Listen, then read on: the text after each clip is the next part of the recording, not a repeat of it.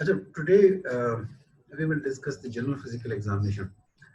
और आप यकीन माने कि सबसे लेंथी एग्जाम जो है ना वो जनरल फिजिकल एग्जामिनेशन, सबसे लेंथी एग्जामिनेशन, जिसमें अगर डिस्कशन स्टार्ट की जाए तो काफ़ी दिन लग जाते हैं ना जनरल फिजिकल एग्जामिनेशन। तो एक हम ऐसा करते हैं कि एक छोटी सी एक बना लेते हैं कि पैटर्न ऑफ एग्जाम में किस तरीके से हम मरीज को देखें जनरल फिजिकल एग्जामिनेशन। फिर मैंने कुछ स्लाइड्स बनाई हैं मुख्तलिफ उसमें से लेके ना नेट से लेके, तो कुछ हमारी ओरिएंटेशन आ जाएगी और तकरीबन जो भी बुक आप उठाएंगे तो आपको इंशाल्लाह समझ में आ जाएगा।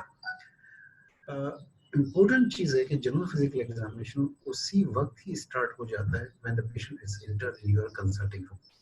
आपके कंसल्टिंग रूम में जैसे ही मरीज ने दाखिला दिया तो उसी वक्त ही आपका स्टार्ट हो गया जनरल फिजिकल एग्जामिनेशन। सबसे पहले खुद आए, उठा के लाया गया या किसी के साथ आया, दैट इज वेरी इंपॉर्टेंट। अब वो पेशेंट जो उठा के लाए गए हैं, इसका मतलब है they are serious, your examination is started, this patient is bring by this और he was at the first impression whether he was dyspneic है और टॉक्सिक है, या उसके चेहरे से पता चल जाएगा कि क्या ये पेशेंट जो है किसी प्रॉब्लम में है या नहीं है। तो जैसे मिसाल के तौर पर अगर वो पेशेंट जो कि COPD के हैं और they are usually come with short of breath के साथ आते हैं, एक्सरसेशन के साथ है, तो शॉर्ट ऑफ ब्रेथ के साथ आते हैं, तो वो आमतौर पर बैठे हुए होते हैं। ठीक है, बैठ के जो लंबी सांस स्टार्ट करते हैं, यू मे कंसिडर कि ये हो सकता है कि COPD का एक्सरसेशन हो, या वो पेशेंट जो कि कार्डियक फेलियर के साथ आए हों या पल्मोनरी एडिमा के साथ आए हों, तो it's very difficult to them कि वो जो लेट या लेट के या सो के अच्छी पोजीशन में, बल्कि वो जो है वो भी लीन फॉरवर्ड अपना लंबे लंबे सांस ले रहे होते हैं। ठीक है, और फिर उसके बाद देखा जाता है चेहरे पर देखने तो पेशेंट बुलिश है, तो उसको बोले कि यार he is very danger situation, ये बहुत ज़्यादा डेंजर सिचुएशन में है। तो आप जो है आपका क्लिनिकल जो जजमेंट है वो उसी वक्त स्टार्ट हो जाएगी when the patient is enters in your room. ठीक है, ये कुछ एग्जांपल्स हैं। फिर उसके बाद जैसे ही पेशेंट, अगर आप कंसल्ट हैं या आप स्टूडेंट्स हैं, तो वेदर द पेशेंट इज का जो जनरल बिल्ड है उस पर एक नज़र रख लें कि क्या वो पेशेंट जो है ओबीज है, एवरेज बिल्ड है, या उसकी बिल्ड जो है वो कम है। ठीक है, से फॉर एग्जांपल कोई पेशेंट जो है लीन एंड थिन है, माल नरिश्ड है, तो कुछ चीज़ें दिमाग में आ जाती हैं कि हो सकता है कि थायराइड प्रॉब्लम हो सकता है मैलिग्नेंसी हो सकता है TB हो सकता है डायबिटीज हो। अगर लीन एंड थिन है तो माइट बी पॉसिबल, या कुछ और भी हो सकता है। मतलब चीज़ें eyes can see, mind does not, आंखें उस वक्त घूमती हैं जब आपके दिमाग में कुछ चीज़ होता है। अगर थायराइड आपको पता हो कि थायराइड में वेट लॉस होता है, तो आप थायराइड को पकड़ना शुरू कर देते हैं। अगर आपको पता चल जाए कि जी डायबिटीज में पर्टिकुलर जो टाइप 1 डायबिटीज वाले होते हैं आमतौर पर लीन एंड थिन होते हैं, तो yes you start to think. तो मरीज आपके पास आया और उनको कंप्लेंट किए भी रहा है कि मेरा वजन कम हो रहा है, you think might be possible कि ये उसकी वजह से या डायबिटीज की वजह से। तो कैन टू से ये जनरल फिजिकल एग्जामिनेशन की इंपॉर्टेंस है। फिर आप मरीज को सलाम करते हैं, आप सलाम करते हैं, वो आपके सलाम के जवाब देता है, तो 2-3 बातें जहन में रखी जाती हैं कि क्या उस सलाम के जवाब में वो गर्दन हिला रहा है, ये ऐसा जवाब दे रहा है, वालेकुम सलाम पूरा कर रहा है, या वालेकुम सलाम ही टूटे टूटे होता वालेकुम अस्सलाम। तो अब ये जो वालेकुम अस्सलाम ये 3 हिस्सों में जो उन्होंने दिया है, इट माइट बी पॉसिबल कि ये सिवियरिटी ऑफ डिस्निया को बता रहा हो, कार्डियक फेलियर की वजह से हो या अस्थमा की वजह से हो या COPD की वजह से हो, कि इतना वो शॉर्ट ऑफ ब्रेथ है कि वो एक सेंटेंस भी कंप्लीट नहीं बोल सकता। वालेकुम सलाम इंपॉर्टेंस हो गई। कभी कभी उस आवाज के अंदर अगर पेशेंट बता रहा होता है और उसमें वालेकुम सलाम कह रहा था, वो भारी आवाज के साथ कहता है, खातून है, ओबीस है, वालेकुम सलाम। अब ये जो आवाज है, it might be hypothyroid voice हो सकता है कि कोरे की वॉइस इसी को कहते हैं। या अगर वो वालेकुम सलाम कह रहा है और नाक से कह वालेकुम सलाम, माइट बी पॉसिबल कि वो वेगस की वजह से हो, वेगस पैल्सी की वजह से हो, या कभी कभी डोनाल्ड टक्कल जो वो कार्टून आता था उसमें खास आवाज होती थी उसकी, डोनाल्ड टक्कल में पता नहीं क्या, लेकिन वो एक नाक से आवाज में तो ये जो वॉइस जो होती है ये भी बल्बार पेल्सी, सूडो बल्बार पेल्सी के अंदर आपको मिलती है उसमें। तो आपके सलाम का जवाब, उसके जवाब उसके सवाल के वालेकुम सलाम कहना पेशेंट ओरिएंटेड है या नहीं, या इवन के पेशेंट जो है अगर आपने सलाम दिया उसने आपको गाली देना शुरू कर दी तो इट माइट बी पॉसिबल कि वो मेनी डिसऑर्डर्स में है या mentally he is not good, जिसका मेंटल स्टेटस अभी बेहतर नहीं है, ये भी पॉसिबिलिटी होती है। ठीक है, फिर उसके बाद जो है ना एक जनरल लुक में आप उसका देख लें कि आप फेशियल पे कुछ फेस पे कुछ नजर रखना है और आप अपनी क्लिनिकल एग्जामिनेशन स्टार्ट करें। अब क्लिनिकल एग्जामिनेशन में आप जैसे कि आप अस्सलाम वालेकुम जी, वालेकुम सलाम, आपने हाथ मिलाया, ठीक है। अब ये जैसे ही आपने हाथ मिलाया तो 4-5 चीजें आप जहन में रखें कि माइट बी पॉसिबल कि उसकी हैंड ग्रिप जो है वो आपकी और उनकी जो हैंड शेकिंग है उसमें भी कुछ डिफरेंशियल डायग्नोसिस इंक्लूड या एक्सक्लूड होते हैं। जैसे मिसाल के तौर पर वो पेशेंट जो कि परस्पायरेशन के साथ हो और उनके हैंड्स वार्म हो, मतलब वार्म एंड परस्पायरेटिंग, आपने जैसे ही हाथ मिलाया उसके वार्म एक्सट्रीमिटीज हैं और उसके साथ परस्पायरेटिंग है, तो that may be suggestive of the thyrotoxicosis, ये थायरॉइडोटॉक्सिकोसिस का पेशेंट हो सकता है। दूसरे नंबर पर इट माइट बी पॉसिबल कि आपने जैसे आपने हाथ मिलाया, they are the perspirating but they are the cold, so that may be a feature of the anxiety. Anxiety neurosis में ऐसा होता है कि hands are perspirating, apprehension होता है, जैसे आपने हाथ मिलाया तो hands they are cold, तो cold और अगर moist hand है that may suggest the anxiety, cold and warm hands and that may suggest the thanatoxicosis. इसी तरीके से वो पेशेंट्स जैसे आपने हैंड ग्रिप की और उसके हाथ को जैसे मिलाया तो पता चला उसका हाथ थोड़े से चौड़े हैं, स्क्वायर हैंड है, तो that is again feature of the acromegaly, ये एक्रोमेगेली का हो सकता है। या वो पेशेंट जिनको आपने ड्राई हैंड है उसके, जैसे ड्राई हैंड है और थोड़े से स्क्वायर, थोड़े से बड़े हैं एंड दे आर थिक, तो दैट मे सजेस्ट हाइपोथायरॉइड। और समटाइम आपने इसको हाथ मिलाया और जैसे ही हाथ मिलाया उसने हाथ जो है वो स्लो रिलीज किया, जैसे ही स्लो रिलीज किया तो माइट बी पॉसिबल एक बीमारी होती है उसको कहते हैं मायोटोनिया डिस्ट्रोफिका, कि मायोटोनिया डिस्ट्रोफिका उसमें मायोटोन जो मसल जो होता है उसकी टोन बढ़ जाती है, तो पेशेंट हाथ मिलाते हैं और बड़े स्लो रिलैक्सेशन होती है तो हाथ में इसी तरीके से अगर पेशेंट ट्रेमलस हैंड है, इट माइट बी पॉसिबल, थोड़ा सा ट्रेमलस है तो माइट बी पॉसिबल कि ये हो सकता है कि पार्किंसंस वाला पेशेंट आपको मिल गया हो। तो ये जो 4-5 एग्जांपल मैंने आपको दिए वो इसलिए दिए कि इवन वॉइस की इम्पोर्टेंस है, पेशेंट के लुक की इम्पोर्टेंस है, पेशेंट कैसे आया, कैसे एंट्री दी उसने आपके कंसल्टिंग चैम्बर में, और पेशेंट जो के हैंड शेकिंग में से भी आपको you may get something plus minus, वो you may reach some conclusion कि आप किसी डायग्नोसिस की तरफ पहुंच सकते हैं अगर आपके जहन में ये बातें हैं तो ठीक है। फिर उसके बाद आप क्या करेंगे, आप जो है ना उसके हैंड्स को एग्जामिनेशन स्टार्ट कर रहे हैं इसके नेल से। अब नेल में कुछ बीमारियां हैं जो कि मदद करती हैं कि जैसे फॉर एग्जांपल नेल में आपके पास पेल नेल है तो दैट में सजेस्ट कि एनीमिया है, और अगर इसके साथ हो सकता है कि कॉनकेव है तो इट मे बी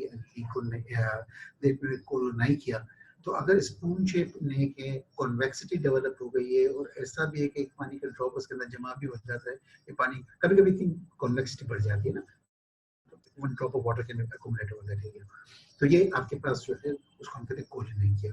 या इट माइट बी पॉसिबल कि नेल जो है वो बिल्कुल वाइट हो जिसको हम कहते हैं लिकोनेकिया, तो वो तमाम सिचुएशन के जहाँ पर एल्बुमिन कम हो, चाहे वो नेफ्रोटिक सिंड्रोम की वजह से हो, चाहे वो लिवर डिजीज की वजह से हो, चाहे वो मैलएब्जॉर्प्शन सिंड्रोम की वजह से हो, या वो तमाम या जो सिचुएशन जहाँ पे एल्बुमिन बॉडी की लो हो, तो you may get the white nail, ठीक है।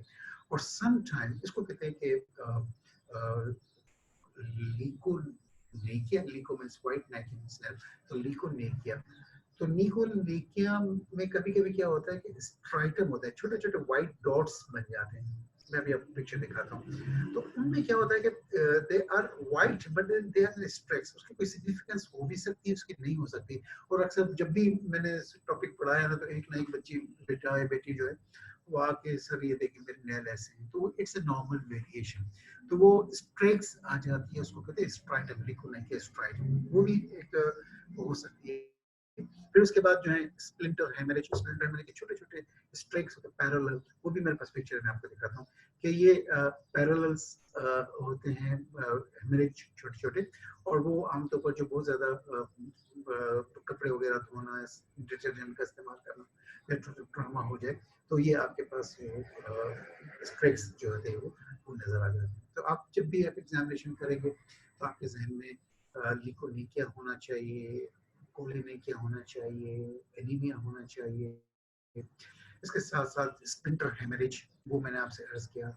और some time you see the clubbing, तो क्लबिंग कॉफ भी देखा जाता है। तो क्लबिंग अगर किसी पेशेंट को है तो usually it is associated with certain diseases like pulmonary disease. अगर किसी पेशेंट को लंग एब्सेस है, मैनिफेस्टेशन हो सकती है इट्स अ क्लबिंग।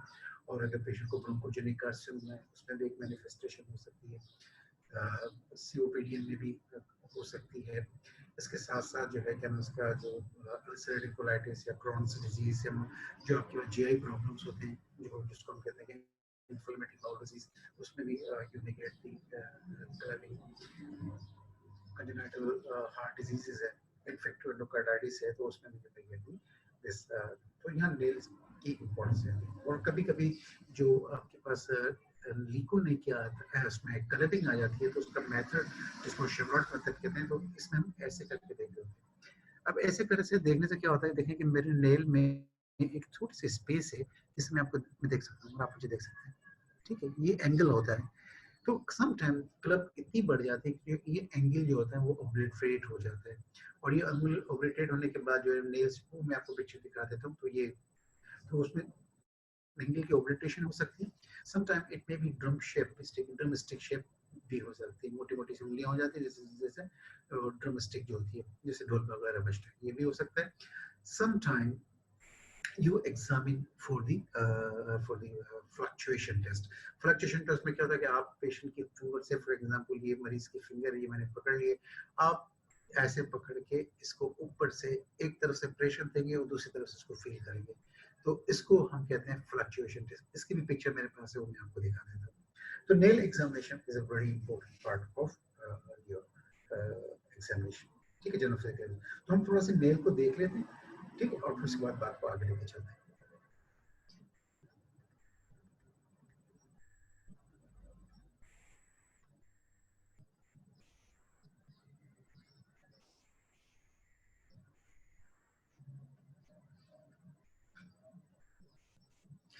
ये बेटा ये देखें, ये क्लबिंग है ना, इस क्लब यहाँ पे ओब्लिटरेशन ऑफ द एंगल हो रही है,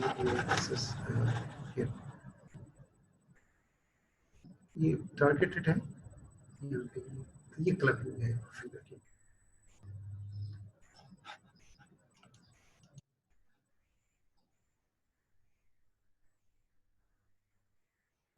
ठीक, ये भी क्लब्स हैं, क्लबिंग ऑफ द फिंगर, ठीक है जी। अच्छा, ये फ्लक्चुएशन देखने का तरीका है। देखिए यहाँ पर ये एक नेल ऑफ द, ये फिंगर ऑफ द पेशेंट है, इसको सपोर्ट किया हमने उंगली के ऊपर ऐसे, ठीक है, जैसे दो थंब के दरमियान हमने उसकी फिंगर रख ली, और इस जगह से इस पे आपने थोड़ा सा प्रेशर दिया, ठीक है। अगर इस पे प्रेशर देने से ये उंगली आपकी उठ जाती है, इसका मतलब है कि फ्लूइड है इसमें, इसको कहते हैं फ्लक्चुएशन टेस्ट। तो ये फ्लक्चुएशन टेस्ट ऐसे की जाती है, ऐसे पकड़ के थंब को इसकी उंगली सपोर्ट किया, और फिर उसके बाद आपने यहाँ से प्रेशर डाले। इस प्रेशर डालने से अगर ये मूव कर जाती है तो हम इसको फ्लक्चुएशन टेस्ट पॉजिटिव कहते हैं। इसके साथ साथ एक और चीज जो पिक्चर में शायद मिस हो गई,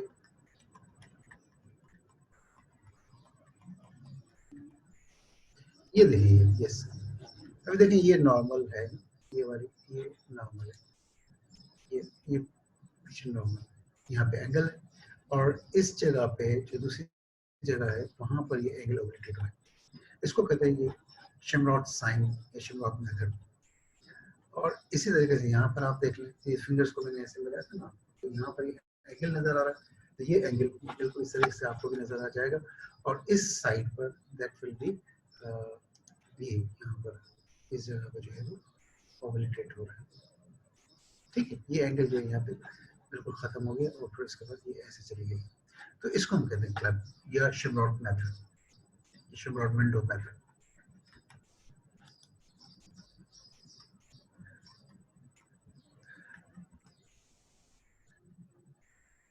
ये देखिए, ये व्हाइट स्ट्रैक्स है ना, ये भी लिको नहीं किया गया है, लेकिन स्ट्राइटम कहेंगे। स्ट्राइटम का मतलब है कि कंप्लीट नहीं होता, एरेडा मतलब होता है कंप्लीटली, और ये स्ट्राइटम है आपके पास, तो लिको नहीं किया, स्ट्राइटम इसको कहते हैं। ये बिल्कुल सफेद है ना, ठीक है, बिल्कुल सफेद है, ये लिको नहीं किया है, that is because of the hypoalbuminemia. ये देखिए, ये कोलिनेकिया, ये बिल्कुल कॉनकेव है ना, तो that may present iron deficiency and clinical sign of iron deficiency कोलिनेकिया। ये हाफ एंड हाफ देखें, ये आपके बिल्कुल व्हाइटिश है, इसके आगे का कभी कभी येलो होता है, कभी कभी पिंक होता है।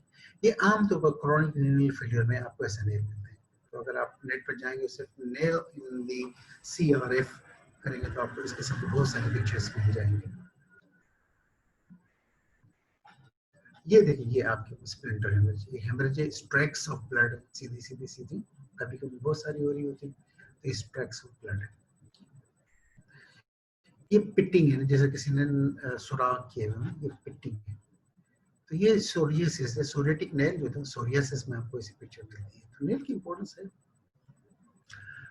ये आपके पास डिस्ट्रॉयड है, बिल्कुल जो है ओनिकोलाइसिस कहेंगे, टूट गया, नेल्स टूट जाते हैं, ब्रिटल नेल है, तो ये आपके पास ये यहाँ पे टूट टूट हो जाती है, ओनिकोलाइसिस। ठीक है, तो this is all about your उसके लिहाज से। अब उसके बाद हमारे पास जो एग्जामिनेशन में आती है, इससे आगे की कहानी, वो है कि examination of the hand. Examination hand में आप पहले तो आप देख लें, एक होता है हैंड स्क्वायर हैंड, कि बिल्कुल चौड़ा सा हाथ होता है, ठीक है, वो आपके पास जो चीज है नेक्रोमेगेली, ठीक है, स्क्वायर हैंड हो जाता है। कभी कभी हैंड्स में आपके पास स्किन यहाँ पे रेडिश होती है, सेंटर जो होता है उसका वो पेल होता है, ठीक है, तो उसको कहते हैं पामर एरिथेमा। तो ये पामर एरिथेमा भी पेशेंट्स को हो सकता है। और नेल्स हैंड्स में आप कुछ चीजें देखते हैं कि भाई अगर उसी जगह पर आपके पास जो नेल है, इफ दे आर ब्लू, तो आपने हाथ मिलाया ना, जैसे ही आपने हाथ मिलाया तो they are the blue hands, ठीक है, ब्लू है और वार्म है, फिंगर्स आपके पास ब्लू में, जिसको सब साइनोसिस कह देंगे, वार्म है, ठीक है, तो that is called central cyanosis. उसमें पेरिफेरल वेसोडाइलेशन होती है। जैसे एक आपने पढ़ा होगा carbon dioxide narcosis. Carbon dioxide narcosis का मतलब ये हो गया कि वो पेशेंट जिनको COPD नार्कोसिस COPDN कहते हैं, तो उनमें टाइप 2 रेस्पिरेटरी फेलियर होता है। तो टाइप 2 रेस्पिरेटरी फेलियर में क्या होता है, हाइपोक्सिया प्लस हाइपरकैफनिया। तो टाइप 2 रेस्पिरेटरी फेलियर में यू मे, जब आप हाथ मिलाते हैं मरीज से, तो उसमें वार्म एक्सट्रीमिटीज होती हैं, ठीक है, और ब्लू हैंड्स होते हैं। लेकिन अगर उन्हीं पेशेंट्स में अगर हाथ मिलाएं और कोल्ड एक्सट्रीमिटीज है और इसके साथ साथ ब्लू है, हैंड्स ब्लू है या फिंगर्स ब्लू है, तो ये पेरिफेरल साइनोसिस को इंडिकेट करेगा। तो पेरिफेरल साइनोसिस में क्या होता है कि ब्लू दोनों में होता है, साइनोसिस का मतलब ब्लूइशनेस ना, दोनों में होता है, लेकिन उसकी पैथोफिजियोलॉजी दूसरी है, कार्बोक्सी हीमोग्लोबिन कंसंट्रेशन बढ़ जाती है सेंट्रल साइनोसिस के अंदर। लेकिन पेरिफेरल साइनोसिस में क्या होता है, देयर इज वेसोकंस्ट्रक्शन, सिर्फ वेसोकंस्ट्रक्शन होती है और उसकी वजह से ब्लू होता है। तो कार्डियक फेलियर में क्या होता है, कार्बन डाइऑक्साइड का नार्कोसिस नहीं होता, तो कार्डियक फेलियर में there is sympathetic stimulation, you may get the blue hands with the cold extremities. अगर ब्लू हैंड है, कोल्ड एक्सट्रीमिटीज है, तो दैट इंडिकेट्स कि ये पेशेंट में भी कार्डियक फेलियर का हो सकता है। और अगर ब्लू एक्सट्रीमिटीज हैं और उसके साथ साथ जो है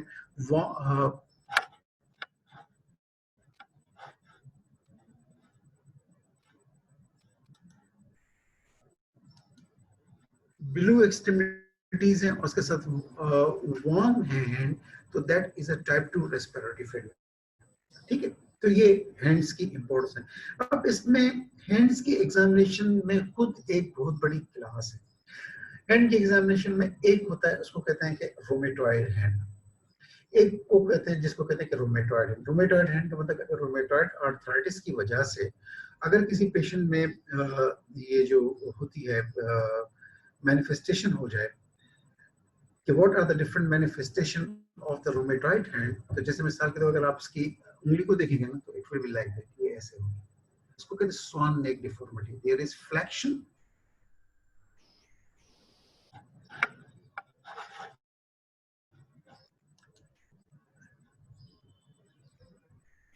आप एक मिनट में जरा इसको थोड़ा सा प्रॉब्लम है।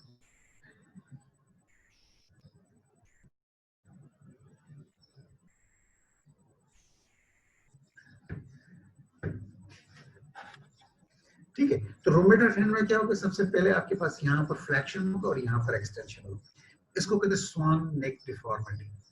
दूसरे नंबर पर क्या होता है कि there is flexion of this joint, proximal interference joints. ठीक है, डिस्टल इंटरफेरेंस जॉइंट्स, ये इसकी जो फ्लैक्शन होगा ये हाइपर एक्सटेंड होगा।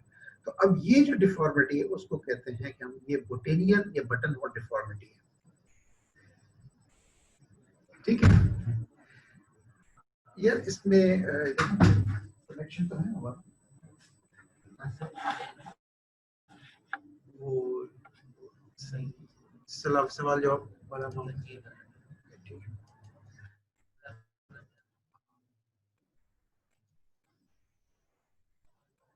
सुन रहे हैं ना बेटा, आवाज आ रही है ना? हेलो, ओके ओके, ठीक, थैंक यू बेटा, थैंक यू। तो ये आपके पास उसको कहते हैं रोमेटॉइड हैंड।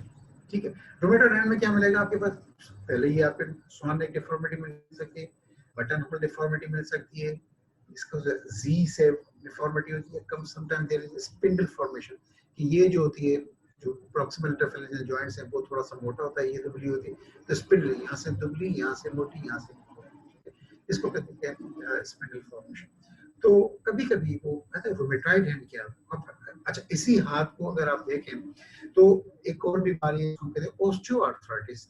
तो ओस्टियोआर्थराइटिस की भी जो फाइंडिंग आपको हैंड्स में मिलेगी, तो जैसे मिसाल के तौर पर यहाँ पे नोड होता है ना, ठीक, हेबर्डन्स नोड कहते हैं इस जगह पे, ये जो बाहर की तरफ, दैट इज एन हेबर्डन नोड्स यहाँ पर। ठीक है, अब समटाइम यहाँ पर आपके पास नोड मिल जाते हैं, वो बुचर्ड्स नोड होते हैं। तो अगर हेबर्डन नोड दी ऑस्टियोआर्थराइटिस ये बताता है बुचर्ड है, तो अगेन इंडिकेट आर्थराइटिस। और अगर ये इंडिकेट्स दी रूमेटॉइड आर्थराइटिस, ये अगर है तो दैट इंडिकेट्स रूमेटॉइड आर्थराइटिस, ये इंडिकेट है तो हम इसको कहते हैं कि GC deformity, that is again rheumatoid arthritis.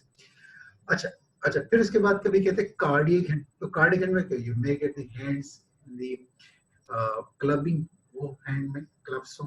ठीक है, और उसके साथ वेस्कुलेटिक लीजन्स हो, जैसे जेनवे स्पॉट्स हो गए, या आपके पास जो है ओसलर नोड्स हो गए, तो ये वेस्कुलेटिक लीजन्स वहां पे होते हैं। कभी कभी नॉन टेंडर और टेंडर का फर्क होता है, जहां पर ओसलर नोड्स होंगे दे आर द टेंडर, और जेनवे स्पॉट्स होंगे they are the vasculitic lesions but they are the non tender. तो ये हैंड्स, तो उसको उस हैंड को हम कहते हैं कि that may be a hand of the infected endocarditis और द कार्डियक हैंड्स। उसमें भी आपके पास you may get the blue hand and with the cold extremities. तो रूमेटॉइड हैंड कभी कभी एक और लफ्ज इस्तेमाल करते हैं, ये उसको कहते हैं respiratory hand. Respiratory hand again a picture of this one, यहाँ पे क्लबिंग मिल जाए, यहाँ पर आपको पामर मिल जाए, यू मे गेट द ब्लूशनेस मिल जाए, वार्म एक्सटेंस मिल जाए। हैंड्स में देखें, अगर ऐसे करके तो ऐसे करके हिला दे और इसका हैंड जो ऐसे जर्क्स, ये जो जर्क्स देना है इसको कहते हैं फ्लैपिंग ट्रेमर्स। तो ये फ्लैपिंग ट्रेमर्स भी हो सकते हैं, that is part again of.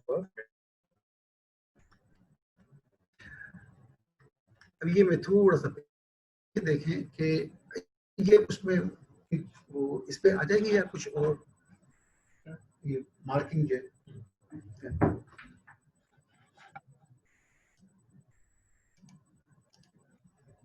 ठीक है, अब यहाँ देखें, ये आपके पास हैंड की पोजीशन जो है ना, ये बिल्कुल डेविएट है ना, तो ये रेडियस है, ये अल्नर है, तो इसको कहते हैं अल्नर डेविएशन। अगर हैंड्स देखेंगे ना रोमेटॉइड वालों पे, तो ये अल्नर साइड पे थोड़े से डेविएट है, इसको कहते हैं अल्नर डेविएशन। ठीक है, ये देखें, ये आपके पास स्वान नेक डिफॉर्मिटी है, दिस इज है ना, ये फ्लेक्शन है और ये एक्सटेंशन है, और ये आपके पास अल्नर डेविएशन से पूरे का पूरा एक साइड पर आ रहा है, तो अल्नर डेविएशन हो गई। बटन डिफॉर्मिटी में आपके पास बटन होल डिफॉर्मिटीज होती है, जो मैंने आपको बताया, दिस इज कि ये फ्लेक्शन हो, ये एक्सटेंशन हो। ये जेड शेप डिफॉर्मिटी होती है, ठीक है, डिफॉर्मिटी ऑफ द थंब।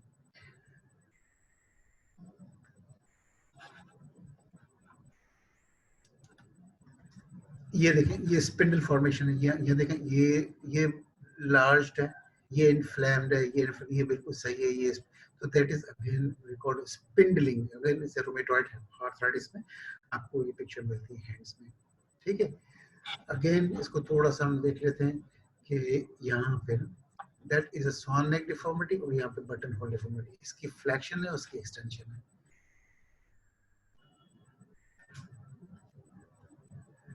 ये आपके पास जो मैं आपसे कह रहा था, अर्ज कर रहा था कि हेबेडल नोट्स, ये आपको देखिए यहाँ पर, ये ऑस्टियोआर्थराइटिस की फाइटिंग है, इस जगह पे दो नोट्स मिल जाते हैं आपको, वो बुचर्ड नोट्स की साइट ये वाली होती है। Again picture of osteoarthritis. ये हैंड्स देख रहे हैं आप, ये पेरिफेरी में जो है वो पिंकिश है, ये रेड है। ठीक है, ये जो है आपके पास पैल है, सेंट्रल पैल है, तो ये पामर एरिथेमा है। तो पामर एरिथेमा ये सीओपीडी में भी हो सकता है, ये ब्रोंकोजेनिक कार्सिनोमा में भी हो सकता है, ये आपके पास सिरोसिस ऑफ द लिवर में भी हो सकता है, ये रूमेटॉइड आर्थराइटिस में भी हो सकता है, ये स्मोकिंग में भी हो सकता है। That is palmar erythema. तो these are the differential diagnosis कि what are the condition which produces palmar erythema. Smoking कर सकते, सीओपीडी ये कर सकती है, आपके पास सिरोसिस ऑफ द लिवर ये इस तरीके से प्रेजेंट कर सकता है।